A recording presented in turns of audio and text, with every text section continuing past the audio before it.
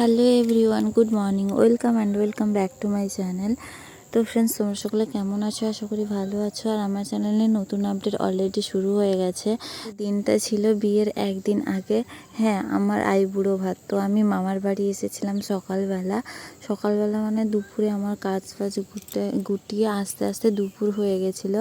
তো দুপুরবেলা এসে আমি কিন্তু এখানে মামার বাড়িতে লাঞ্চ করেছিলাম। আর লাঞ্চ করার পরে মানে দুপুরে মাছ মাংস ভাত এগুলো সব খেতে দেওয়া হয়েছিল আমাকে। তো আইবুড়ো ভাতটা আমি তখন খেয়েছিলাম। আর তারপর বিকেলবেলা আমাকে মেহেন্দি করার জন্য মামি একজনকে আনিয়েছিল, মানে মামি চেনা জানা একজন বৌদি হয়, ওনাকে আসতে বলেছিলেন আমার মেহেন্দি করে দেওয়ার জন্য।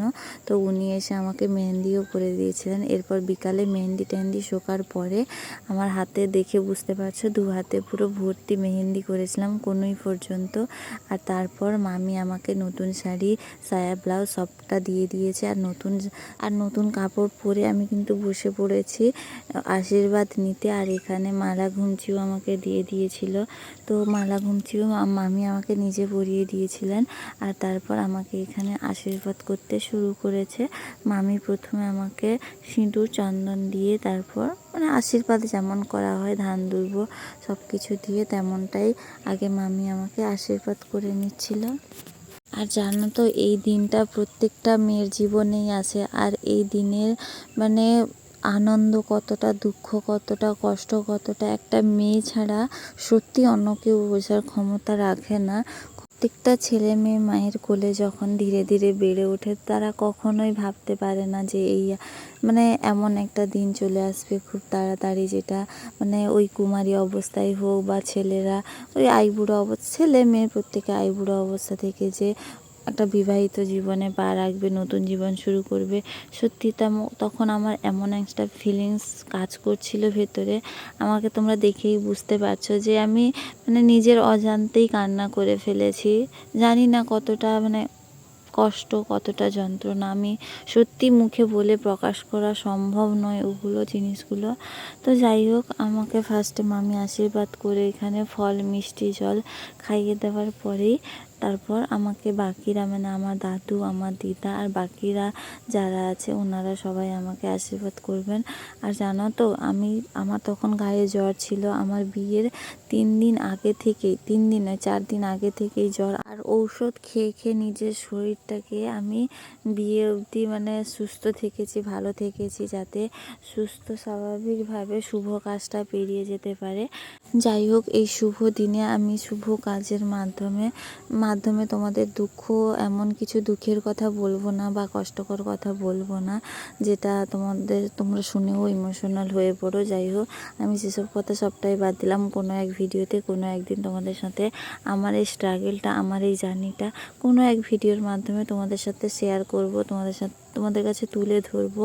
হ্যাঁ, আমি কখনোই ভাবতে পারিনি যে আমি ফাইনালি এমনভাবেই বিয়েটা করতে পারবো। তো এর পেছনে অনেকটা স্ট্রাগল রয়েছে আমার। তো সব কথাই তোমাদের সাথে পরে একদিন শেয়ার করব, আজকে নয়। আজকে শুভ দিনে চোখের জল নয়, ভালো মতো করে হাসি মুখে। তো চলো ভিডিওটা তোমাদের সাথে শেয়ার করি, চলো দেখতে থাকো। আর জানো তো, আমাকে ওই দিন একা ছাড়া হতো না, যার জন্য আমার সাথে আমার ওই পুচকু ভাইঝি এসেছিল। আর ও তো ভীষণভাবে কান্না করছিল, যেহেতু ও মানে বিকাল থেকে এসছে আর থাকছেই না, এখন রাত হয়ে গেছে, ও থাকছে না, সে আমার কাছেই থাকবে। যার জন্য ওকে আমার পাশে বসিয়ে একটা ফোন দিয়ে গান চালিয়ে বসিয়ে রাখা হয়েছিল। আর ও তো মানে সেখানেও বসবে না, সারাক্ষণ আমার কোলে কোলে বসবে। তো ওখানে সবাই বলছিল যে ওকে কোলে বসে আইবুড়ো খেতে নেই, যার জন্য ওকে নিচে বসিয়ে রাখা হয়েছিল। আমি কত ওর সাথে গল্প করে কত মানিয়ে ওকে বসিয়ে রেখেছিলাম। আর এখানে আমাকে আমার মামি আশীর্বাদ করে নিয়েছে। এরপর এসছে আমার দাদু এখানে আমাকে আশীর্বাদ করে কিছু খাইয়ে দেবে। দেন তারপরে আমার দিদাও আমাকে কিছু খাইয়ে দেবে। ভিডিওটা শেষের দিকে আমি একটু ফাস্ট ফরওয়ার্ড করলাম, যেহেতু ভিডিওটা অনেকটাই বড় রয়েছে আর সেটা তোমাদেরকে ছোট ভিডিওর মাধ্যমে শেয়ার করতে চাইছিলাম, যার জন্য আমি ভিডিওটাকে ফাস্ট মোডে রেখে দিয়েছি। আর এখানে আমার দাদু আমাকে আশীর্বাদ করে ফল মিষ্টি জল খাইয়ে দিয়ে গেল।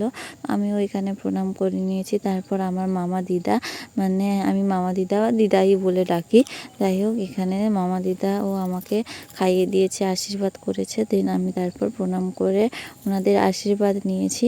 তারপর আমার বাকি যে আমার আরেকজন দিদা আছে, উনিও আমাকে এখানে খাইয়ে দেবেন। তারপর আমি সবাইকে প্রণাম করে সবার আশীর্বাদ নিয়ে ওখান থেকে বেরিয়ে আসব। আর ওই দিদা যখন আমাকে খাওয়াতে এলো তখন হাতটা ধুয়ে আবার এসেছিল আমাকে খাওয়াতে। তো আমাকে সেখানে বলা হচ্ছিল যে সব রকমে একটু একটু করে খেতে হয়, যে কোনো একটা কিন্তু খেতে নয়। আর যেহেতু আমার শরীরটা খারাপ ছিল আর ছোটো মেয়েটা কাঁদছিল, যার জন্য ওকে একটা ফল দিয়ে দেওয়া হলো। আর ও না মুসম্বির খেতে খুব ভালোবাসে, যার জন্য ওখানে একটা কমলা লেবু তুলে ওকে দিয়ে দেওয়া হয়েছিল। এরপর আমাকে ছোট দিদা বললেন যে এখানে নাকি আইবুড়ো খেতে হলে শুধু প্রথমে খাইয়ে দেবে, তারপরে নিজে হাতে সব কটা একা খেতে হয়। সবটা তুমি খেতে না পারো, তবে সব কিছুতে অল্প অল্প করে খেতে হয়। তো আমি এখানে অল্প অল্প করে খাচ্ছিলাম। আর যেহেতু আমার হাতটা খালি ছিল 2 হাত, তাই আমার দিদা বলল খালি হাতে থাকতে নেই, যার জন্য ওকে 2টো চুড়ি দিয়ে দাও। তো এখানে আমার মামির 2টো চুড়ি এনে আমাকে পরিয়ে দিয়েছিল। আর এখানে সবাইকে আমি প্রণাম করে ওখান থেকে চলে আসি।